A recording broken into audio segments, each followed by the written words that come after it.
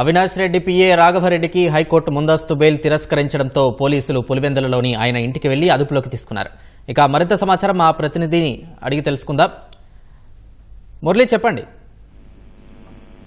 Prashanth, Kadapa MP YS Avinash Reddy PA రాఘవరెడ్డిని కొద్దిసేపు క్రితమే పులివెందుల పోలీసులు అదుపులోకి తీసుకున్నారు. ప్రస్తుతం ఆయన ఇంట్లో నివాసంలో ఉన్నటువంటి రాఘవరెడ్డిని విచారణకు రావాలని పులివెందుల సిఐ వాహనంలో వెళ్లి తీసుకుని పోలీస్ స్టేషన్ లో పెట్టారు.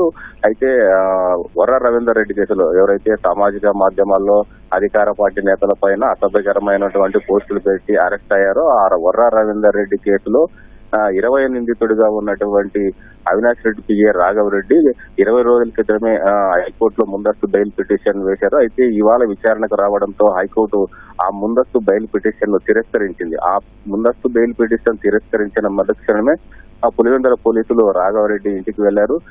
విచారణకు రావాలని మరోమారు కూడా అతనికి 41 నోటీస్ ఇచ్చి పోలీస్ స్టేషన్ తీసుకొచ్చారు. ప్రస్తుతం పోలీస్ స్టేషన్ లోనే కూర్చోబెట్టారు. ప్రస్తుతం అయితే ఇది ఎస్సీ కేసు. నవంబర్ 8వ తారీఖున నమోదైనటువంటి ఎస్సీ కేసులో రాఘవరెడ్డి 20వ నిందితుడిగా ఉన్నాడు. ఈ ఎస్సీ కేసుకు ఇన్వెస్టిగేషన్ ఆఫీసర్ గా పులివెందుల డిఎస్పీ మురళీ నాయక్ ఉన్నారు. అయితే ఆయన ప్రస్తుతం కోర్టు విషయంలో కోర్టు కేసులో కడప కోర్టులో ఉదయం నుంచి కూడా ఇప్పటి వరకు కూడా కడప కోర్టులోనే ఉన్నాడు.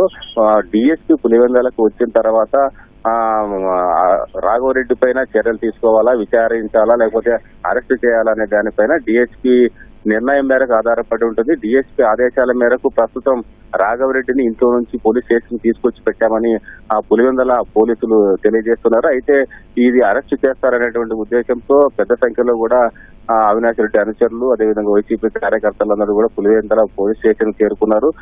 రాఘవరెడ్డి ప్రస్తుతం తన న్యాయవాది ఓబులరెడ్డితో కలిసి ప్రస్తుతం పులివెందుల పోలీస్ స్టేషన్ లో ఉన్నారు. డిఎస్పీ వచ్చిన తర్వాత గానీ ఇది విచారణ చేసి పంపిస్తారా, లేకపోతే మరోసారి పిలిపిస్తారా, లేకపోతే ఈ రోజే అరెస్ట్ చేస్తారనేది కూడా ఇంకా నిర్ణయం వెలువడలేదు. ప్రస్తుతం అయితే హైకోర్టులో బెయిల్ పిటిషన్ తిరస్కరించిన నేపథ్యంలో ఈ అరెస్ట్ చేస్తారనేటువంటి అనుమానాలు బలపడుతున్నాయి. ప్రశాంత్, రైట్, ధన్యవాదాలు మురళి.